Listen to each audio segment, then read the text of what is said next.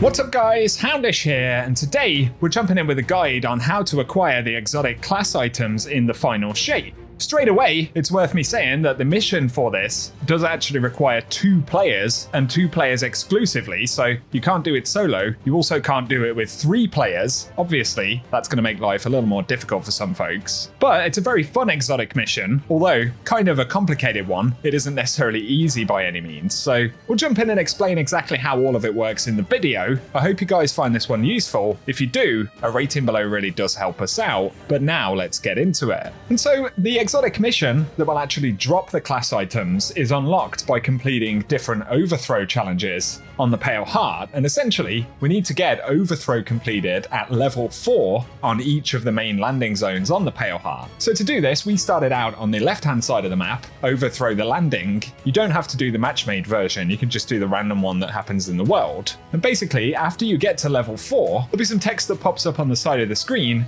that says a secret keeper of the Witch Queen is near, and that actually means that some Lucent Hive have spawned in after the overthrow completion, and we're going to have to go ahead and kill those. So in the landing area, it's sort of in the lower zone where the wizard will spawn in one of the large caves. Go ahead and take out the Lucent Hive, and once you've killed them, we can move on to the next location. So we went over to the Blooming next, and here once again you need to complete overthrow all the way up to level 4, so much easier to do it with a fire team. After you've defeated the boss at level 4, once again you'll get the notification that a secret keeper of the Witch Queen is near. You have to kind of cruise around as a team and look for the Lucent Hive once again. I'm not sure if they spawn in the same locations every time, but this time it was through one of the little nooks beneath the kind of twisted tree, which is in the middle of the zone. You'll see a cave with these kind of purple lights. If you head through there, that's where we found the Lucent Hive on the second encounter. So take them out. Once you've done that, you'll need overthrow in the third location. We did it in the impasse last, and after level 4 was completed, the Lucent Hive actually spawned towards where the Cosmodrome wall is on the left hand side of the zone. But you do have a handful of minutes, I think it's until the timer runs out and you can start overthrow again. So you've got like 4 or 5 minutes to actually find the Lucent Hive. Once you've killed the Lucent Hive after completing the overthrow in the 3 locations though, we actually have to head to the refraction area of the map. So the easiest way to get there is to start in the Blooming. So if you fast travel to Blooming, to the left of that on the map, we can see the refraction, and there is actually a Pathfinder objective in that zone, so you can use that to track where the area is. And once we're here, there'll be 2 different waypoints that it gives us, and each of them will take us to a subjugator. We'll need to take that subjugator down, and it will drop a relic that actually has to be carried back into the kind of temple zone at refraction, and it will be shown on the map with a sort of arrow.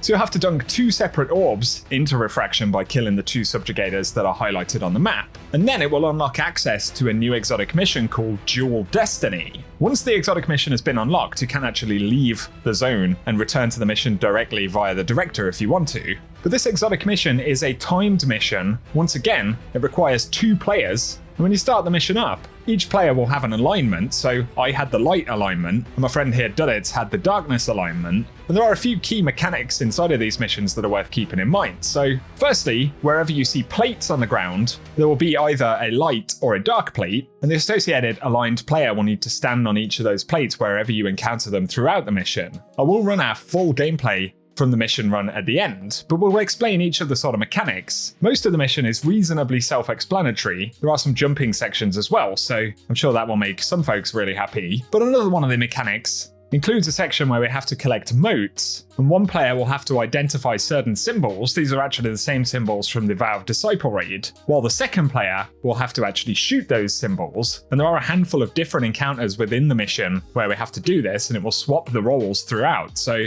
here, during the first encounter, I'm the light aligned player, and there's a servile centurion that spawns in, and only the light aligned player will be able to take that enemy down. Equally though, the darkness aligned player will have a separate enemy, I think it's a knight, and only that player will be able to take the knight down. So there are really strong sort of roles defined by these alignments. And in the first encounter, as the light aligned player, I can actually see the symbols that Duddits, the darkness aligned player, will have to shoot. So you can either give these symbols names of your own, or you can use the names that players assign to them in the Vow of Disciple. I'll link a chart down below that has the symbol names if it makes it easier. But right here I call out that we've got the dark triangle, and the other one we call Worm. And in this instance, the darkness aligned player actually has to shoot the crystals which are connected to either of those symbols. I can't see the symbols displayed in the room, but the other player is able to see them and shoot them. It's quite difficult to explain this mission actually, because Obviously, I'm only seeing half of the mechanics at any given time. Also, given the complexity of certain elements of this mission, I can explain the basic mechanics right here, but obviously players are going to have to get in there, get some experience, and it will probably take a couple of runs for a lot of players to sort of get used to it and get to a point where you're actually able to clear it in the restricted time that we have. But in the next encounter right here, I had to shoot the symbols, and the Darkness Aligned player was having them displayed and calling them out to me, so the roles kind of reverse in a bunch of the encounters. But ultimately, after a whole bunch of jumping, we'll get to an encounter here where we need to find balance. And you'll see a bunch of dark crystals in the middle of the room, some of them having a beam of light traveling from the larger shard in the center. Now in this encounter, the light aligned player and the darkness aligned player will see different crystals that don't have a beam of light run into them. So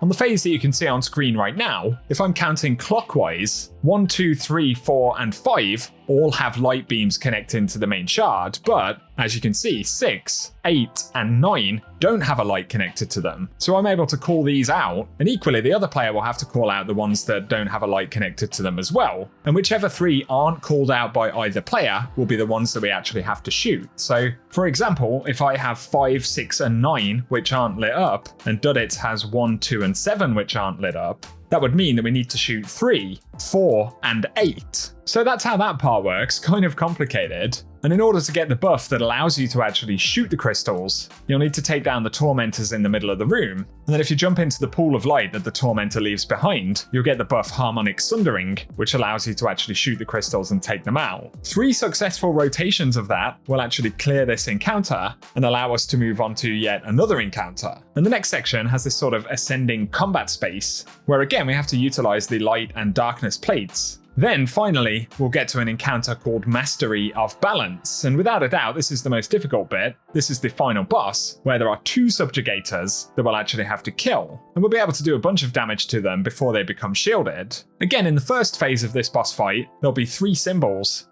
which display in the center of the room, and the light-aligned player will be able to see them, and will need to call them out to the darkness-aligned player. So when the bosses are shielded, the darkness-aligned player will have to shoot the corresponding symbols, which will actually spawn in the secondary subjugator in order for us to start doing damage. Once we get them both down to a third of health though, they'll both become shielded, and we'll have to use the sort of clock or darkness shards wall on each side of the room, and this time there'll be one that's assigned to the light player and another that's assigned to the darkness player. And this time, the crystals that are actually lit up or connected with that beam of light will rotate around over time. So this is where you have to be really fast. And looking at the first time it lights up right here, going clockwise from the middle at the top, I have 1, 3, 8, and 11 lit up. And now if the other player had 2, 4, 7, and 11 lit up, that would mean that both of us have 1 in common, which is the one that we'll need to shoot. So at that point, we would both shoot the 11th crystal, which would partially weaken the barrier. And there's essentially a handful of times that you actually have to do this in order to remove the barrier and be able to do damage to the bosses again. In this very final encounter, we once again have a 20-minute timer, so there is a bit of time to do it. And once we've done a bunch of rotations right there, once again the barrier will come down, then we can take the explicators out, and that allows us to actually complete the mission. There's a section right at the end after you've finished the timers and everything like that though, where you can actually PvP with your friend in the mission while it runs out, which is pretty fun. But when the bosses are killed, we are actually able to pick up the exotic class item for the class that we're playing, which will come with random rolls. Although once this exotic mission has been completed once, additional exotic class items do have a chance to drop from any of the chests in the Pale Heart. So you can either farm this mission repeatedly to pick them up, or you can rely on Pale Heart chests having a lower chance to get additional drops. So there's more than one way to do it. Once again, this mission is pretty complicated, so hopefully this explanation has been helpful. And I'll leave the gameplay to run right here of the final couple of encounters that we played, so hopefully that will help out. But let us know your thoughts on it down below. Obviously, not a solo player friendly piece of content, and equally a somewhat difficult piece of content to get done. So for some folks, it definitely will be a case of sort of working up to it, getting one clear of the mission, and then relying on farming the class items from the Pale Heart chests. So it's good that there is that other option. So I hope the video has been useful, guys. If it has, a rating below really does help us out on the channel. Also be sure to get subscribed so I can keep you posted with more Destiny content. But otherwise, cheers for tuning in, and I hope you guys have an awesome day.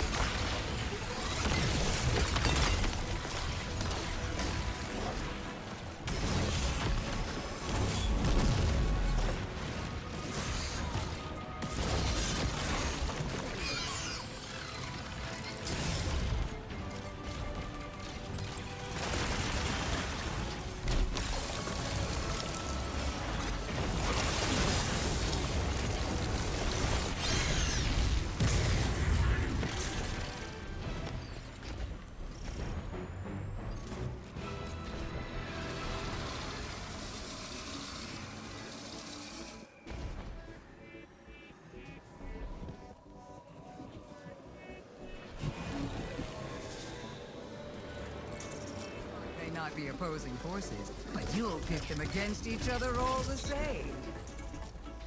Just like the Rings. A word of advice. Don't listen to every god who comes calling. Me included.